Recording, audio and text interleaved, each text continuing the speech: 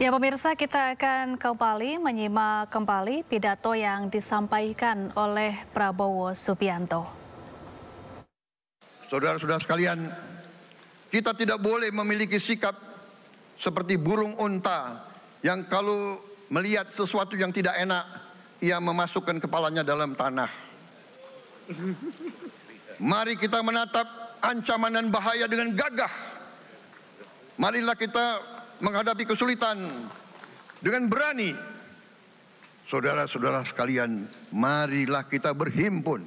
Marilah kita bersatu untuk mencari solusi-solusi. Mencari jalan keluar dari ancaman dan bahaya tersebut.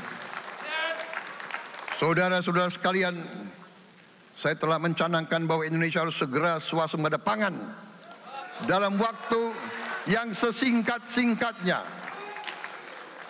Kita tidak boleh tergantung sumber makanan dari luar. Dalam krisis, dalam keadaan genting, tidak ada yang akan mengizinkan barang-barang mereka untuk kita beli. Karena itu, tidak ada jalan lain. Dalam waktu yang sesingkat-singkatnya, kita harus mencapai ketahanan pangan.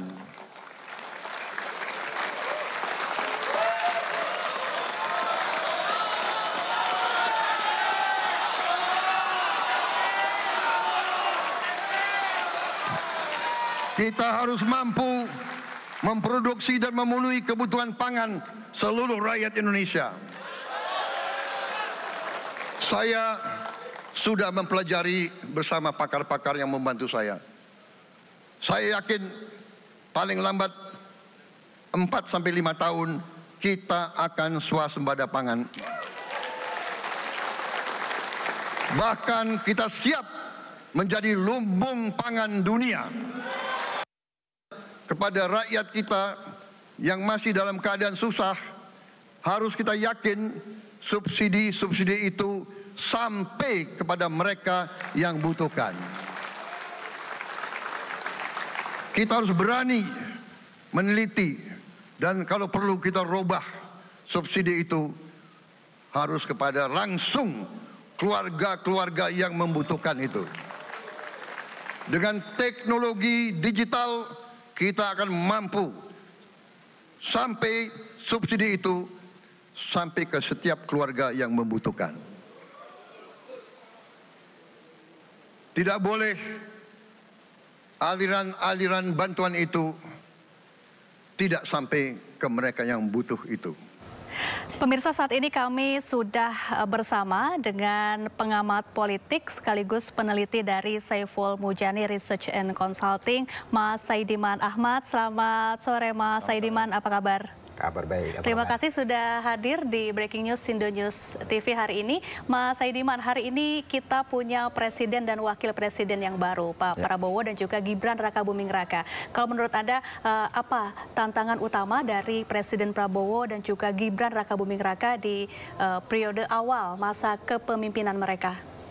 Saya kira salah satu tantangan dari Pak Prabowo dan Gibran ini juga terkait dengan komitmen beliau berdua bahwa politik ke depan ini adalah politik yang merangkul, yang persatuan dan seterusnya. Dan wujudnya di dalam kabinet ini kalau kita lihat nama-nama yang muncul atau orang-orang yang dipanggil ke Kartanegara itu kan banyak sekali jumlahnya gitu ya. Sekitar 109, 108 gitu, bahkan katanya bertambah lagi setelah itu. Karena itu saya kira tantangan pertama adalah bagaimana membangun koordinasi yang baik di antara pembantu-pembantu presiden, baik menteri, wakil menteri maupun kepala lembaga. Itu kan banyak sekali. Dan saya melihat bahwa Prabowo Subianto sudah mulai melakukan itu. Misalnya kalau kita lihat urut-urutannya, pertama kali ketemu dengan Pak Jokowi dulu, bincang-bincang selama beberapa jam gitu ya, 2 kali di Jakarta dan Solo. Lalu kemudian memanggil calon-calon menterinya, lalu kemudian melakukan pembekalan. Setelah itu ketemu dengan ketua-ketua partai dan bahkan juga berencana ketemu juga dengan Ibu Mega yang sampai hari ini tidak terjadi. Jadi kita melihat bahwa ada upaya dari Prabowo Subianto untuk kemudian memperkuat koordinasi itu atau mencoba mengatasi persoalan yang mungkin muncul, yaitu koordinasi, kemudian kesepemahaman ya dari para calon-calon pembantu. Saya kira itu tantangan pertama, dan itu terkait juga dengan upaya Pak Prabowo untuk kemudian yaitu tadi merangkul semua. Kemudian yang kedua tentu saja tantangan yang paling besar adalah karena kalau kita lihat target-target pembangunan dari Pak Prabowo ini kan sangat ambisius gitu ya, sangat besar. Target pertumbuhan ekonomi misalnya 8%, bahkan ini lebih tinggi daripada target pertumbuhan ekonomi Pak Jokowi yang hanya 7% gitu ya. Saya kira itu juga tantangan. Kemudian ada sejumlah program yang sangat besar ya, misalnya makan bergizi gratis yang kita dengar bukan hanya untuk anak sekolah, tetapi anak-anak yang tidak sekolah. Kemudian bukan hanya makan siang, tapi sarapan dan seterusnya. Bahkan ibu-ibu juga. Dan tentu ini juga memerlukan pikiran yang serius soal dari mana sumber daya atau sumber pendanaan yang akan digunakan untuk program-program yang ambisius ini. Baik, ada makan bergizi gratis, ada pembangunan IKN yang juga masih dilanjutkan ya Mas Saidiman. Infrastruktur secara umum itu kan Pak Prabowo akan melanjutkan itu semua, dan memang slogan dari Pak Prabowo dan Gibran ini adalah ingin melanjutkan pembangunan Pak Jokowi. Jadi selain melanjutkan pembangunan terutama infrastruktur dari Pak Jokowi, juga saya menduga bahwa Pak Prabowo ini tentu punya target-target yang di luar itu juga untuk dirinya sendiri ya, sebagai seorang presiden. Tidak mungkin presiden itu selalu bergantung pada apa yang sudah dicapai atau rencana-rencana kerja dari presiden sebelumnya. Kedua tokoh ini, Prabowo dan Gibran, tentu punya rencana sendiri yang kemudian itu nantinya akan menjadi warisan. Baik. Ya, dalam mewujudkan itu semua tentu membutuhkan menteri-menteri yang solid dan mumpuni yang akan membantu Prabowo Gibran selama 5 tahun ke depan dalam susunan kabinet yang rencananya akan diumumkan malam nanti nih Mas Saidiman. Lebih dari 100 tokoh sudah dipanggil. Betul. Dan kabarnya Kementerian Prabowo Gibran akan bertambah dan kabinetnya cenderung gemuk begitu ya. Tanggapan Anda nih Mas Saidiman. Tapi sebelum dijawab, kita akan lihat terlebih dahulu situasi terkini di Istana Merdeka Jakarta, di mana tamu-tamu negara terus berdatangan dan disambut langsung oleh Presiden ke-8 Republik Indonesia Prabowo Subianto.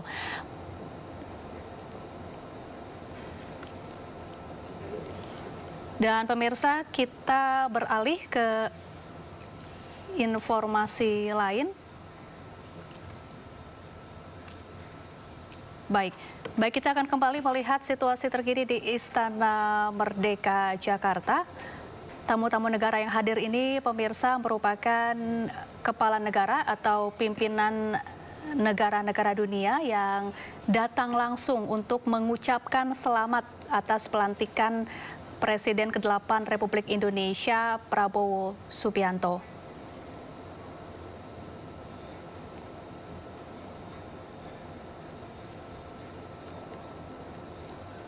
Pemirsa, sementara itu warga Solo mengerumuni lokasi jalan di sekitar kediaman Joko Widodo. Mereka menyambut kedatangan Jokowi usai purna tugas sebagai Presiden Republik Indonesia.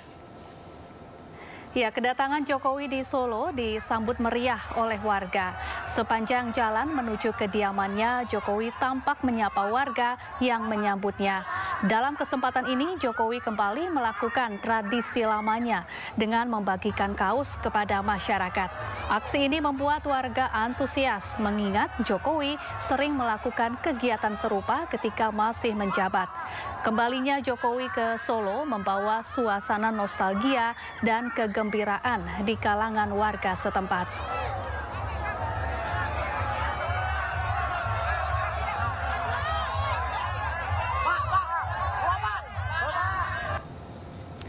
Sebelumnya Jokowi pulang ke Solo usai purna tugas. Jokowi bertolak dari Lanut TNI Halim Perdana Kusuma menggunakan pesawat TNI AU Boeing B737 A7309. Turut menemani dalam penerbangan menuju Solo, Jawa Tengah, Kapolri Jenderal Listio Sigit Prabowo dan Panglima TNI Jenderal TNI Agus Subianto. Tiba di Bandara Adi Sumarmo Solo, Jokowi disambut sejumlah pejabat daerah.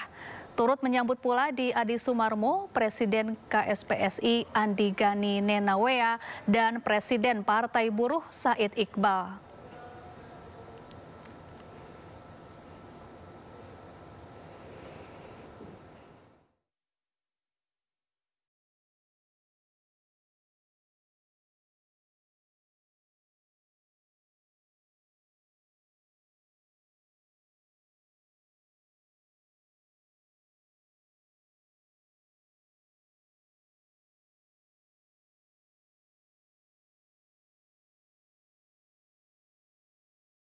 Saudara, hari ini kita mendapat kehormatan yang sangat besar pada acara pelantikan Presiden dan Wakil Presiden Republik Indonesia.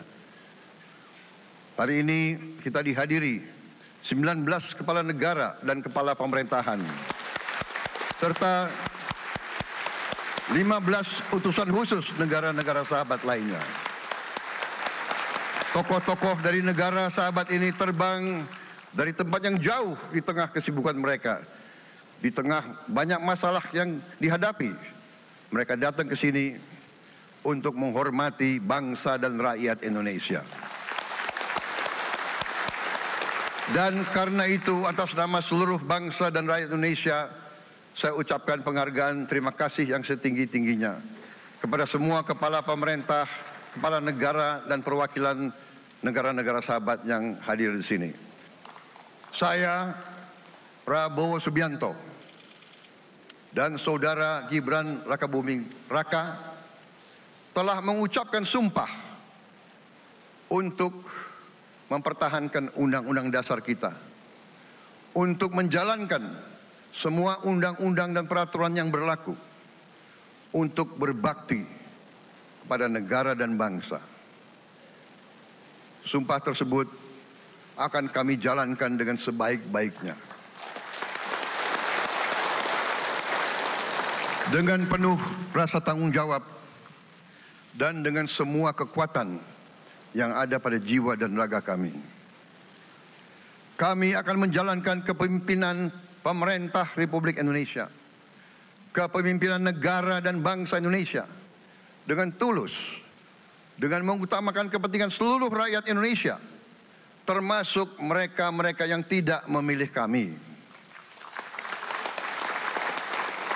Kami akan mengutamakan kepentingan bangsa Indonesia, kepentingan rakyat Indonesia di atas segala kepentingan, di atas segala golongan, apalagi kepentingan pribadi kami.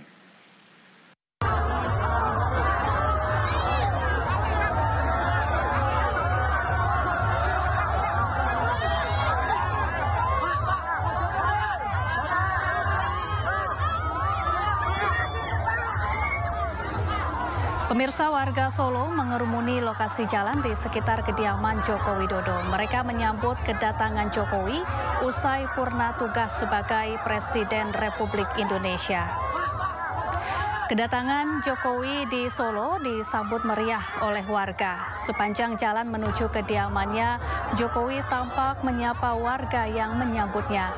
Dalam kesempatan ini, Jokowi kembali melakukan tradisi lamanya dengan membagikan kaos kepada masyarakat.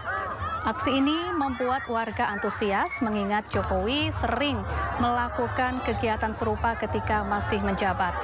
Kembalinya Jokowi ke Solo membawa suasana nostalgia dan kegembiraan di kalangan warga setempat.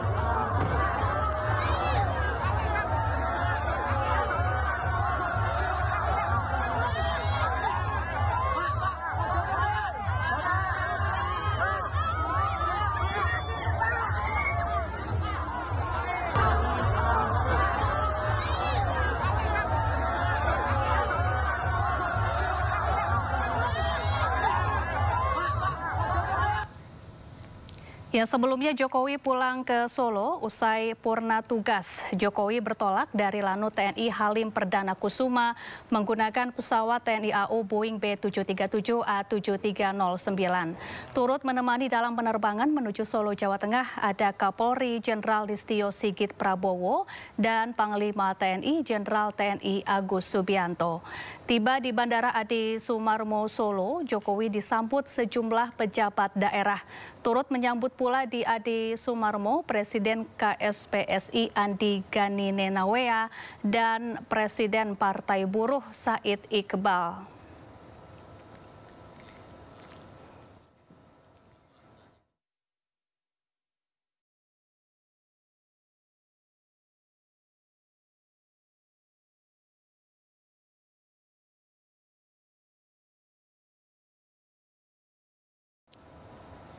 Ya, pemirsa, masih bersama kami ada Mas Saidiman Ahmad, pengamat politik, dan baru bergabung juga di studio Sindo News ada Pak Saleh Ramli, politisi Partai Gerindra.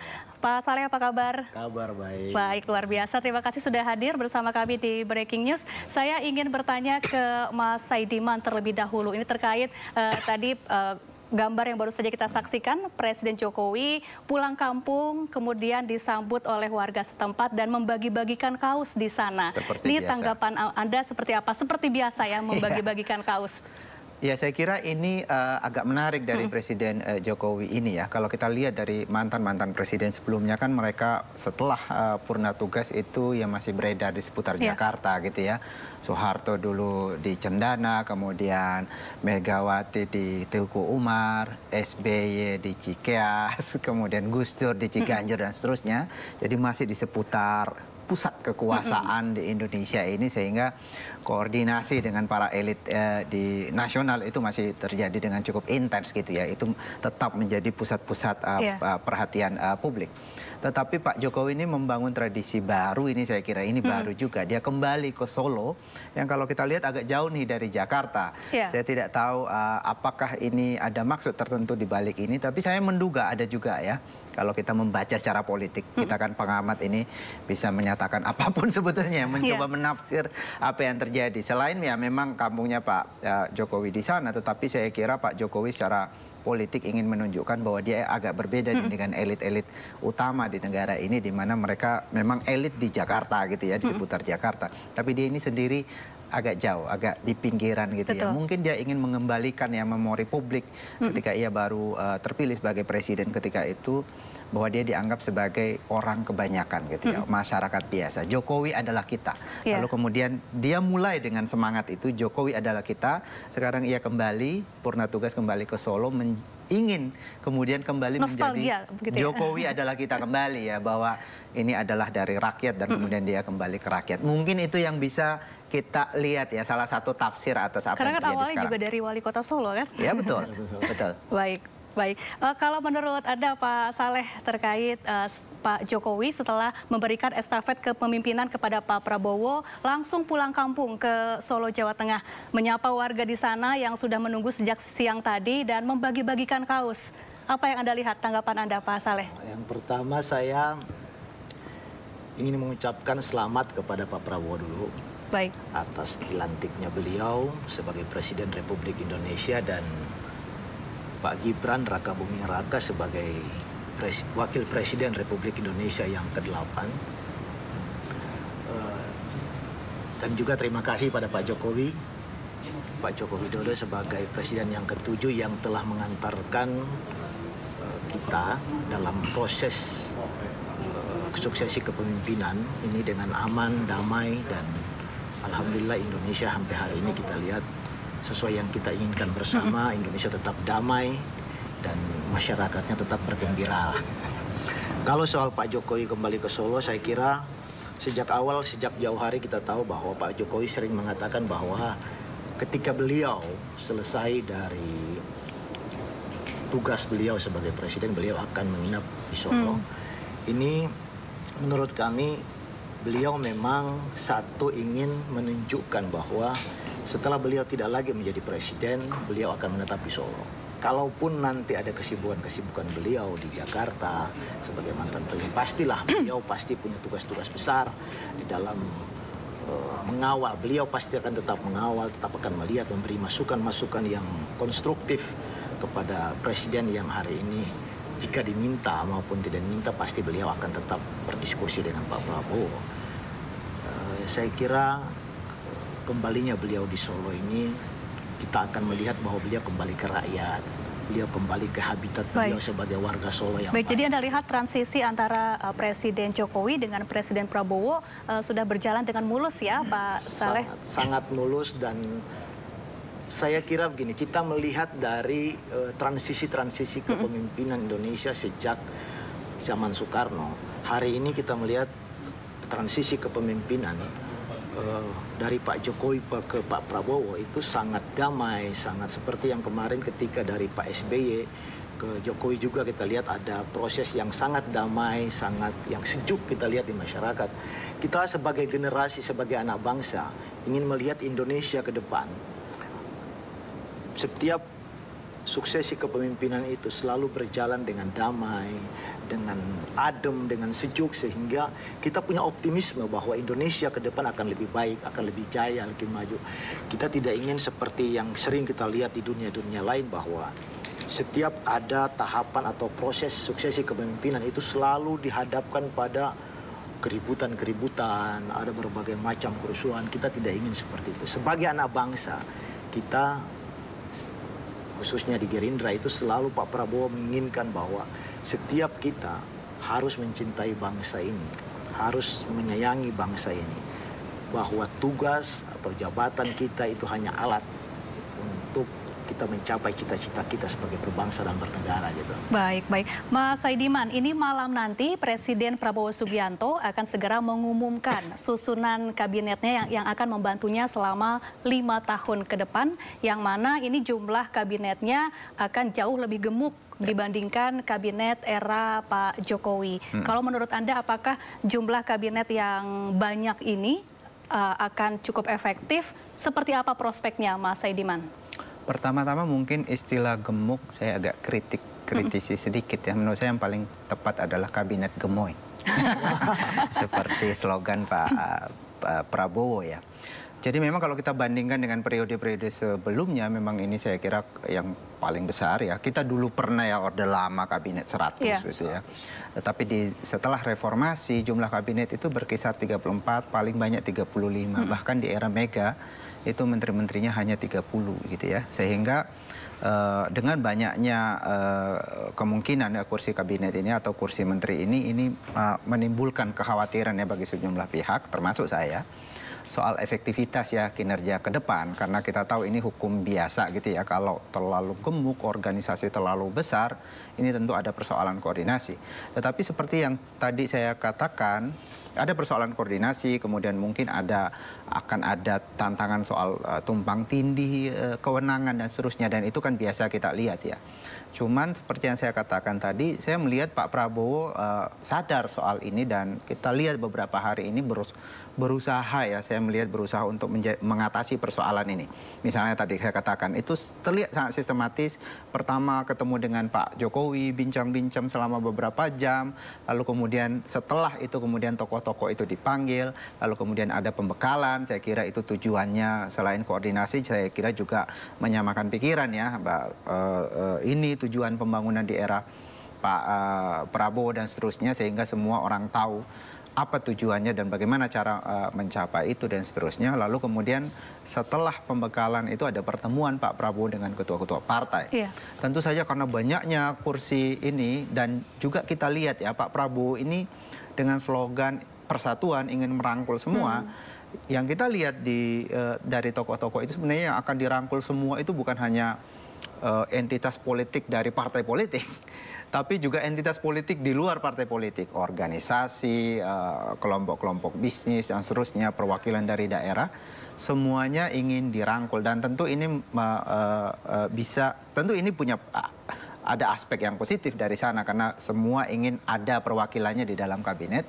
Tapi pada saat yang sama itu bisa jadi menimbulkan persoalan. Misalnya salah satunya adalah bagaimana mengatasi kepentingan dari pendukung lama Pak Prabowo dengan hadirnya pendukung baru, misalnya partai-partai yang baru mendukung yang sebelumnya berlawanan. Tentu ini harus ada komunikasi yang intens agar semuanya kemudian tidak ada yang merasa tidak layak, tidak terlalu proporsional gitu posisinya di dalam pemerintahan ke depan. Baik, lalu seperti apa sesungguhnya nanti komposisi dari susunan kabinet Prabowo Gibran yang akan diumumkan malam nanti? Ini Pak Saleh tentu mengetahui nih. Sebelumnya kan Pak Prabowo menyebutkan akan membentuk Zaken kabinet yang diisi oleh mayoritas kalangan profesional begitu ya. Nah, nanti malam yang akan diumumkan seperti apa nih komposisinya? Saya kira gini, komposisi apakah dari profesional ataupun dari kader-kader partai, yang pasti mereka adalah orang-orang pilihan, orang-orang terbaik dari partai maupun dari sisi profesional yang selama ini mereka geluti.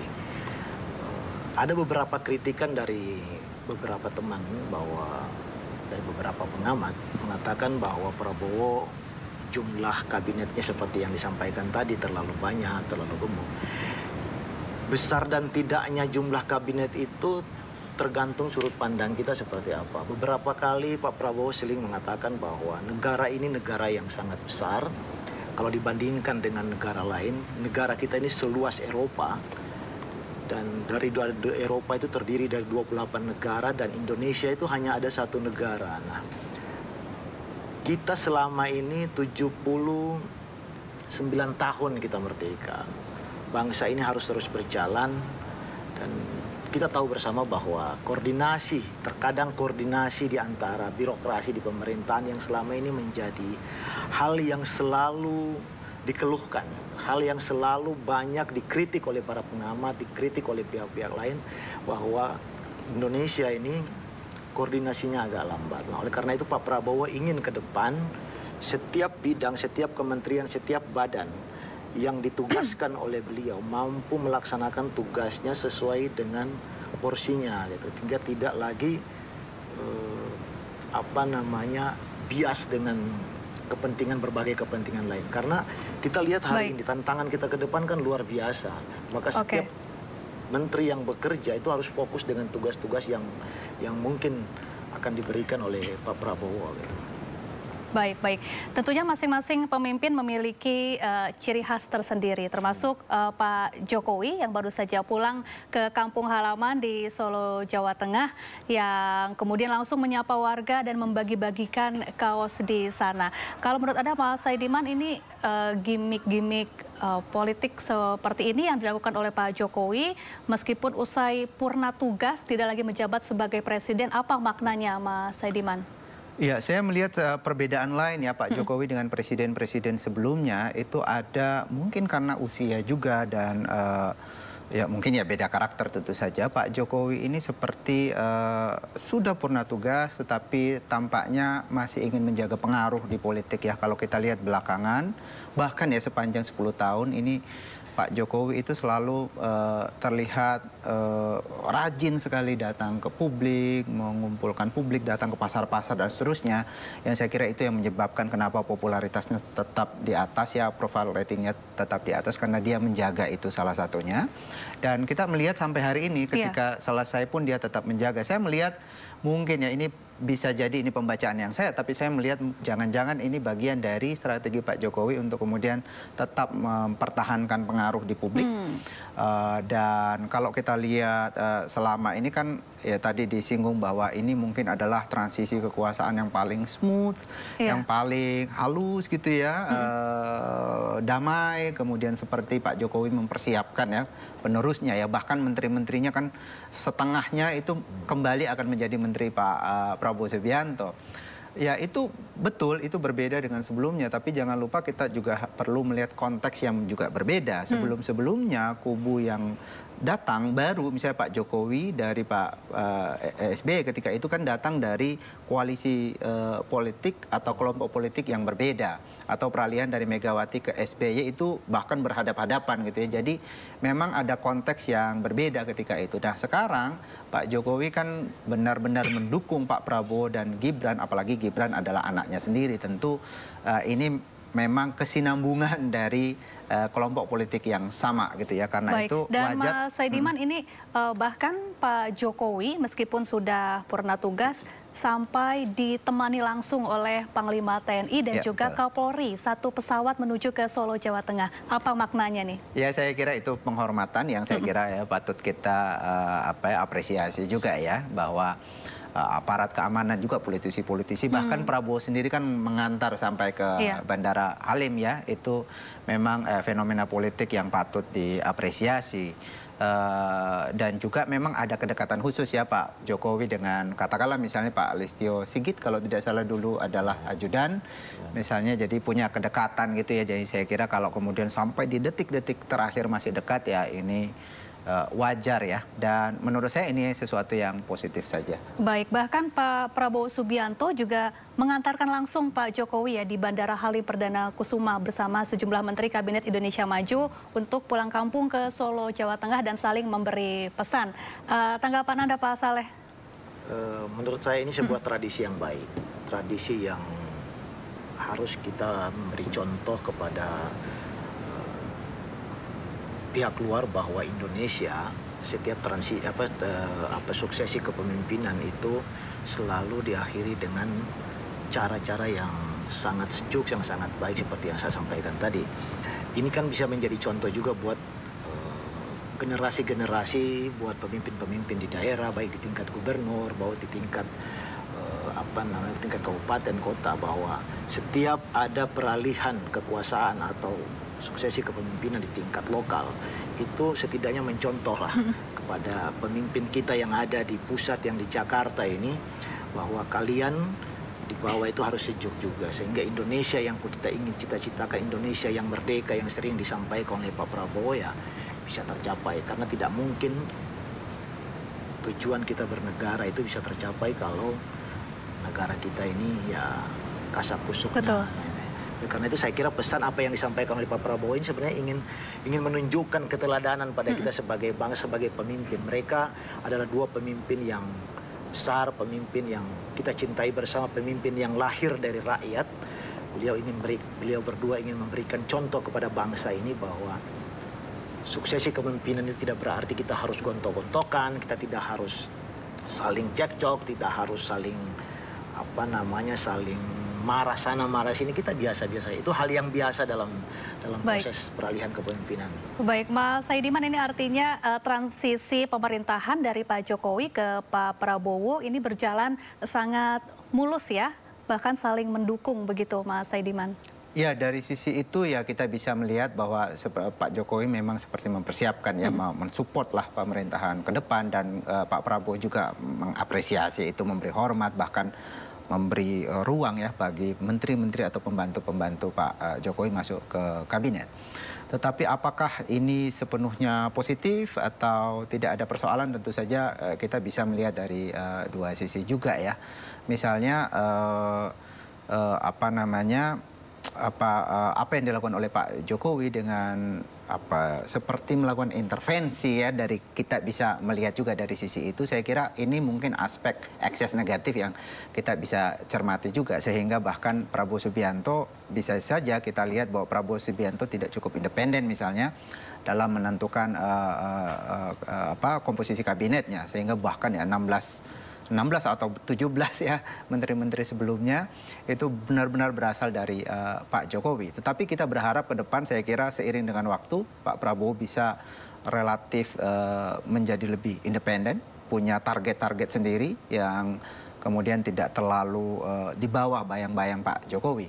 Nah, saya khawatir kalau kemudian Pak Prabowo ini benar-benar selalu di bawah bayang-bayang Pak Jokowi, ini kemudian bisa melunturkan ya harapan publik bahwa Pak Prabowo itu sebagai punya background tentara itu bisa lebih tegas gitu ya, bisa lebih firm menentukan sendiri secara independen apa yang terbaik untuk masa depan bangsa Indonesia. Tentu saja yang lain-lain dimintai nasihat atau pertimbangan, tetapi perlu seorang pemimpin itu ketegasan ya, dan ini harapan publik. Kita juga berharap pada Pak Prabowo itu akan terjadi ke depan. Baik. Apakah Pak Prabowo juga cukup banyak menerima pesan dan masukan dari Pak Jokowi sebelum bertugas?